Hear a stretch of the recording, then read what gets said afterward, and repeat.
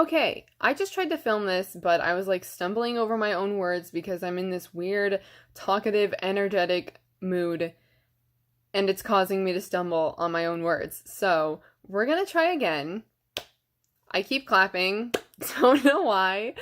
Starting off strong. Here we go. Recently, Criterion had their 50% off 24-hour flash sale on their website, and you bet I got some stuff. I actually got 2 orders because I was like, I should get more, and I did. I got more. This is a haul video, and I don't like to know too much before going into a film, or really anything, before I go into a book, before I go into a film.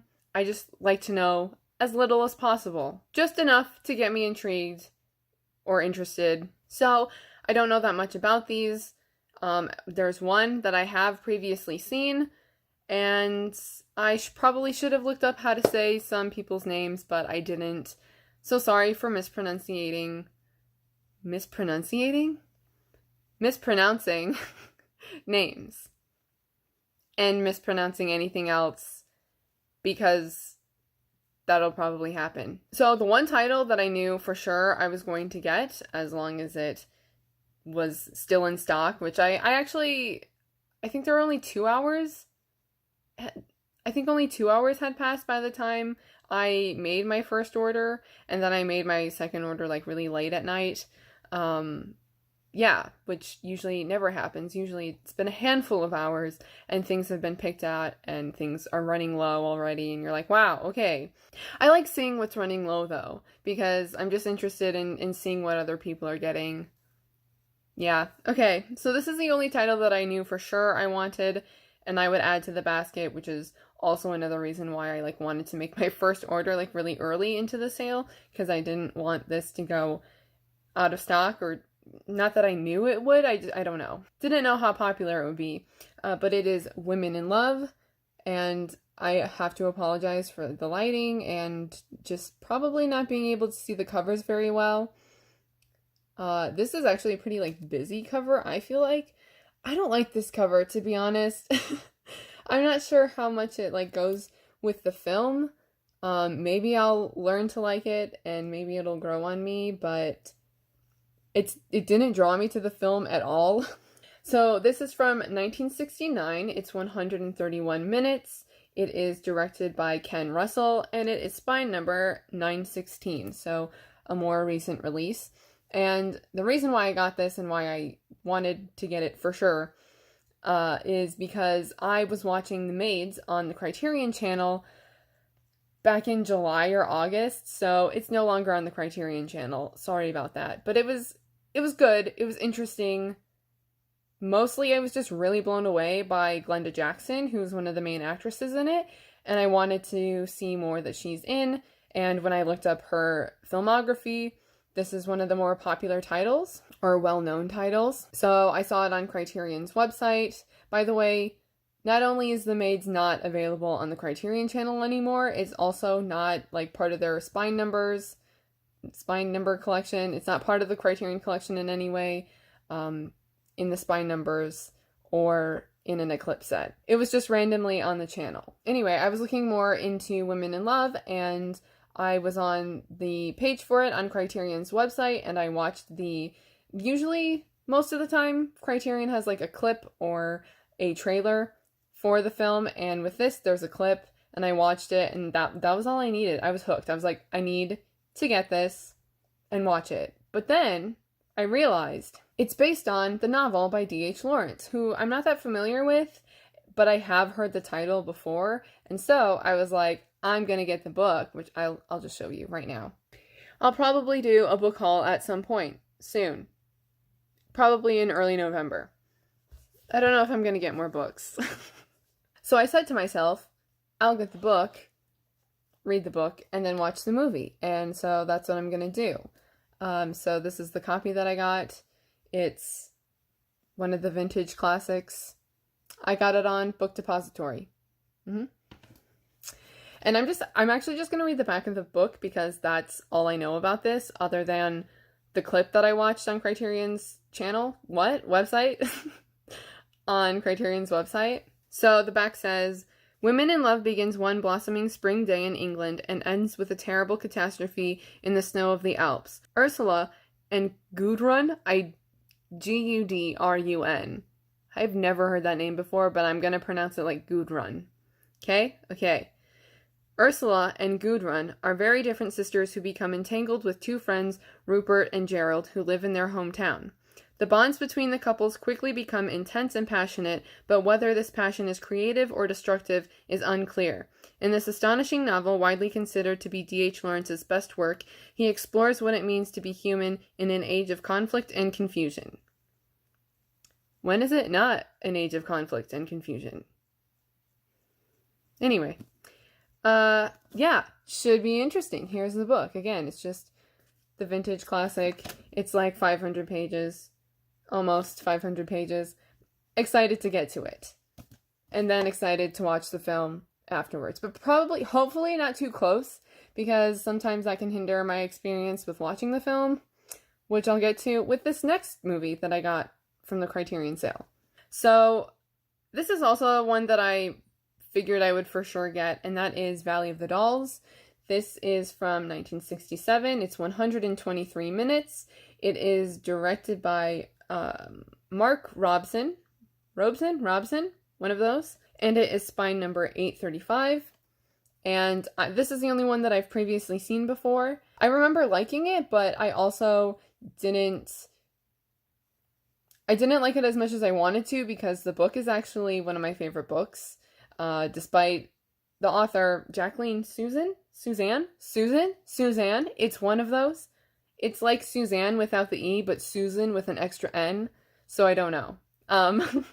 You can tell she didn't know how to end the book and was just like, wanted to show you like the future that she had in mind for the characters, but then like didn't know how to wrap it up.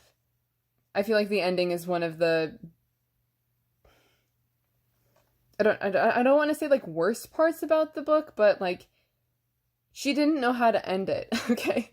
But anyway, despite the ending being wish-washy, the novel is one of my favorite books, and I read the book really soon before watching the film, and so I just like had this mindset of comparing the two and not looking at them separately, which I tend to do.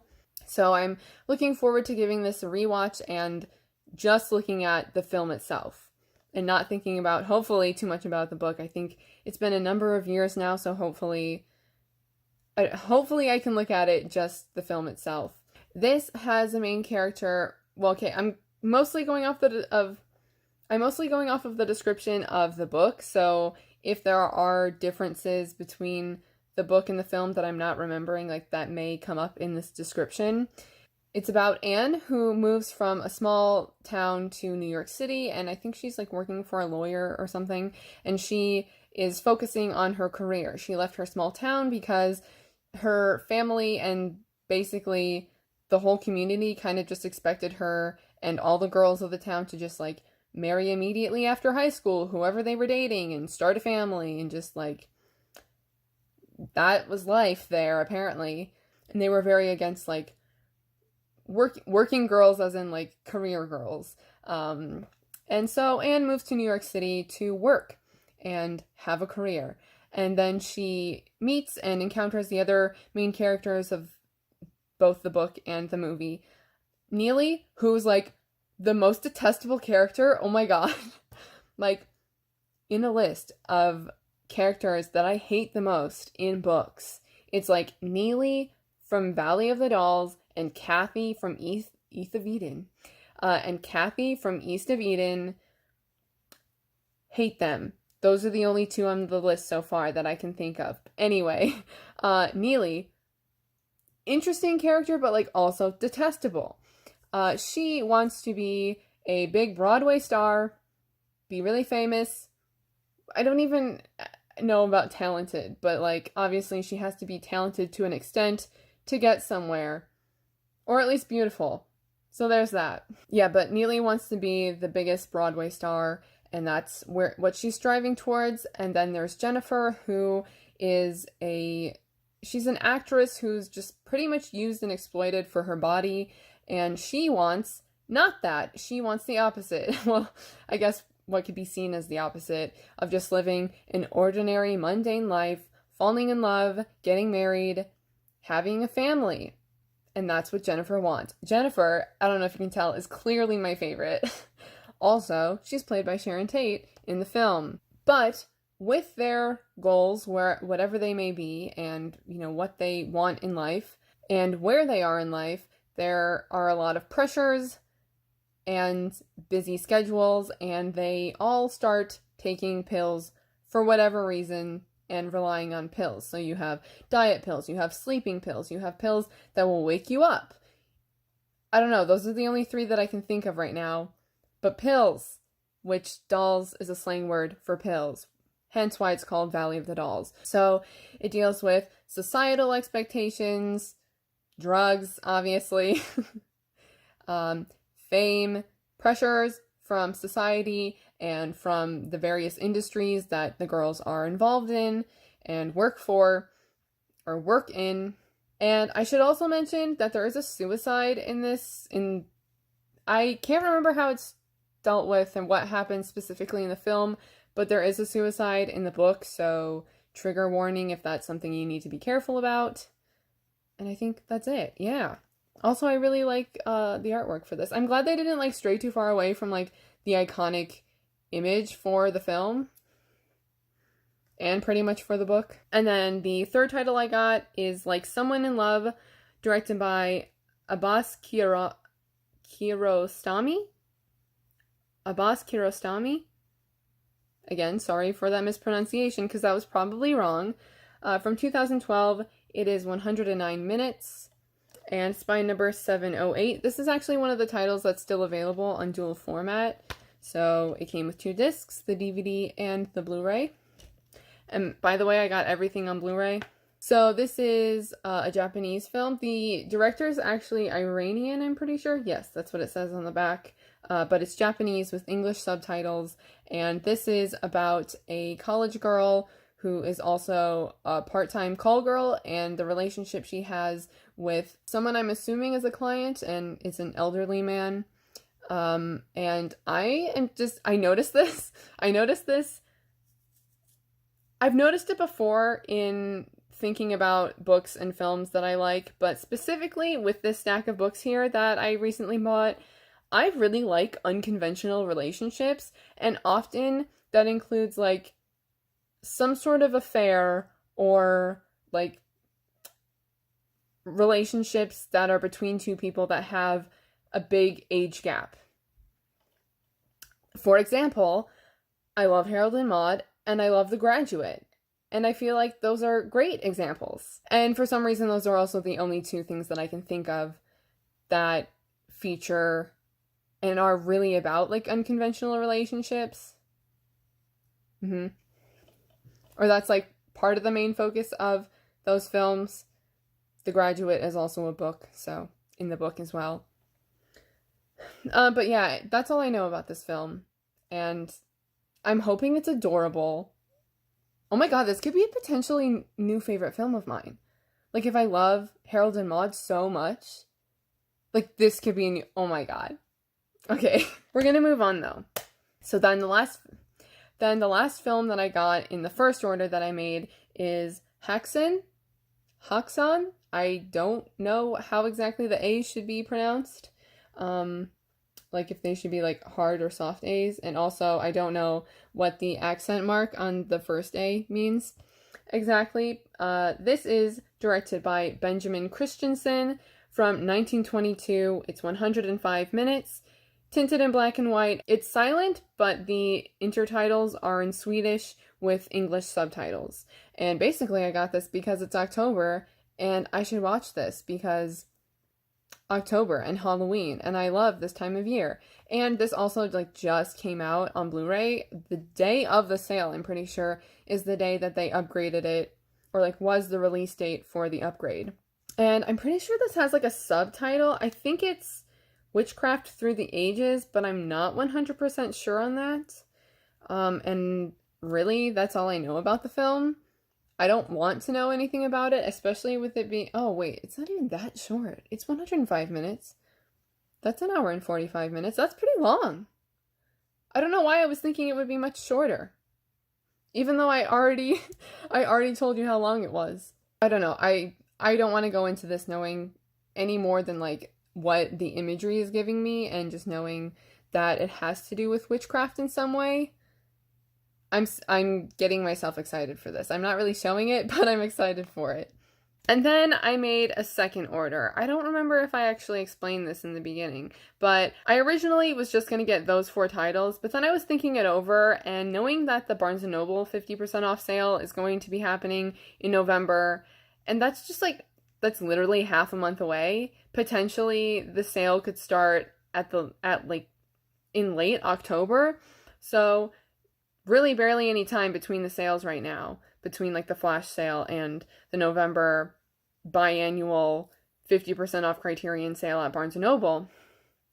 And I was like, I much prefer, there are various reasons as to why I prefer buying from Criterion's website over buying things from Barnes & Noble. Specifically, I like getting the loyalty points, and I like directly supporting Criterion, like from their website instead of like through Barnes & Noble. And I just feel like if anything went wrong, they'd be much more likely to, they'd just be like better about things compared to experiences I've had with Barnes & Noble being like, that's not enough damage for us to send you a new one. And I'm like, what? Okay then.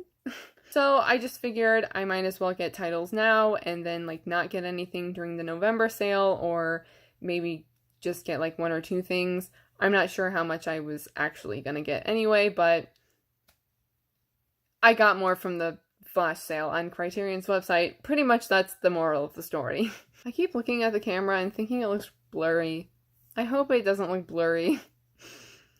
Anyway, the first title I got is, well, the first title in the second order that I made is The Baker's Wife from 1938, 134 minutes. Am I the only one that gets excited when the movie's like over 2 hours? Quite possibly. It's French with English subtitles, and it is directed by Marcel Pagnol. Not sure about that. Yeah. Also, I feel like my French pronunciation gets even worse. Like, that's me saying I already have bad French pronunciation, despite taking French for 5 years. But also, when it's so hard for me to, like, go from Korean to French, or French to Korean, because I was jamming to K-pop, or it actually wasn't pop. It was not K-pop at all, actually, because he's not a K-pop idol. It was just a Korean song. All right. But I was listening to Korean music before filming this, and singing along, obviously, because I love singing. And yeah, now I'm speaking French words, and my mouth is like, what do I do? That was my explanation. All right. I didn't really know that much about this before I looked into it a bit more, which was due to this one. I don't know. You may be interested. You probably are not. But there's someone that I subscribe to on YouTube. Her name is Catherine Steele, or just Cat Steele, and she is into theater, and obviously like musical theater specifically. And I love her channel, and she has introduced me to musicals and plays that I have been unfamiliar with. And there are so many. So like obviously there are going to be titles of musicals and of plays that I don't know about, and this is one of them. This was turned into a musical at some point. I don't know when, but it was turned into a musical, and I was like, wait a second. When she mentioned it and talked a little bit about it, I was like, that just recently came out on Criterion. Oh yeah, it's spine number 986. I forgot to tell you the spine number. The spine number on Häxan is 134. I forgot that spine number too. Anyway, after Kat talked about it, like really she just briefly mentioned it, and I was like, I'm gonna get that. I added it to my list of like potential titles that I might get during the sale, and then I ended up getting it.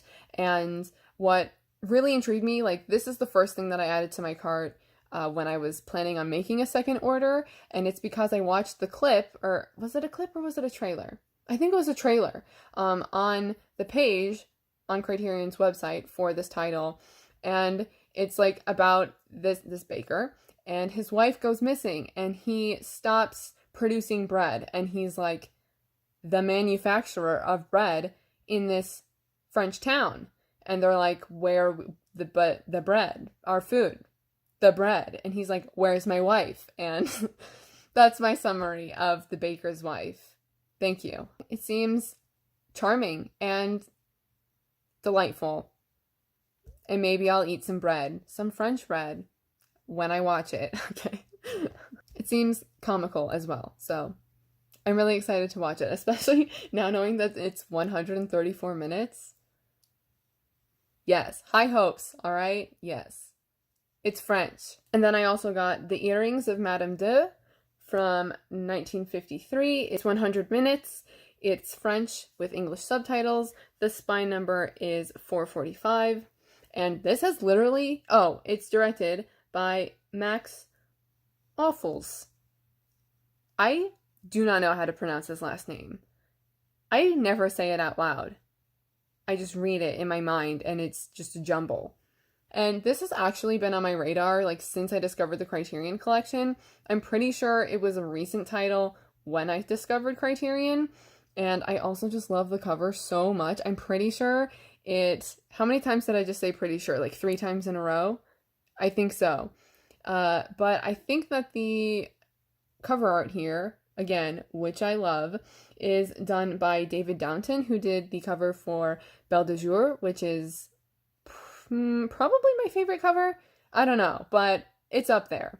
And this, again, I was just kind of like trying to figure out what to get based on as little information as possible and just maybe watching like the trailers or the clips that are available on Criterion's website. And this one had a clip which pretty much describes the premise of Madame de having to sell her, or like pawn her earrings, a pair of earrings that she has that she knows are very valuable, because she unknowingly to other people is in debt, and which is surprising because she's like a wealthy, elegant lady. And yeah, so I just have a lot of questions around this, like why is she in debt? How much are the earrings worth? And I love this cover. I just am very interested in this.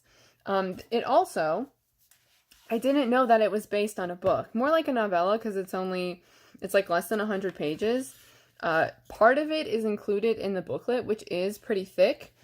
And the novella is just called Madame de by Louise de Vilmorin. Good try there. Here is the name. If it won't focus. There's the name, if you can see it. I always put information in the description anyway, so it'll probably be there. I'm also curious as to why the film is called The Earrings of Madame de, and they added the earrings, and the novella is just called Madame de. I don't know. It's a very specific thing that I'm for some reason interested in knowing the reason behind. If there really was a reason. Maybe there wasn't. Maybe it was just like, it's better. The last film I got is David Lynch, The Art Life. This is a documentary from 2016. It's 88 minutes and spine number 895. It's a documentary about David Lynch. I love David Lynch. Okay. How many videos have I said that in? Probably a lot. I love David Lynch. I love Twin Peaks. I have a feeling, I think that this is going to focus more on his like physical artwork, which I know less about. I pretty much just know his like film and television stuff, so interested in that. Oh my god, I should have some pie. Pie and coffee. I don't have anything to say about this. Oh, who is it directed by? Oh, by this remarkable documentary by John Nguyen, Rick Barnes, and Olivia Nergard-Holm? Sorry for the mispronunciation. Okay. Yeah. That's it, guys. So, that's what I got from the flash sale. I'm really excited to watch all of them. Except, like, hopefully soon, except for Women in Love, because I want to read the book first. and I have the book. I'd love to know what you guys got, and if you have any thoughts on the films that I got. And that's it. So, thank you for watching, and I will see you in my next video. Bye!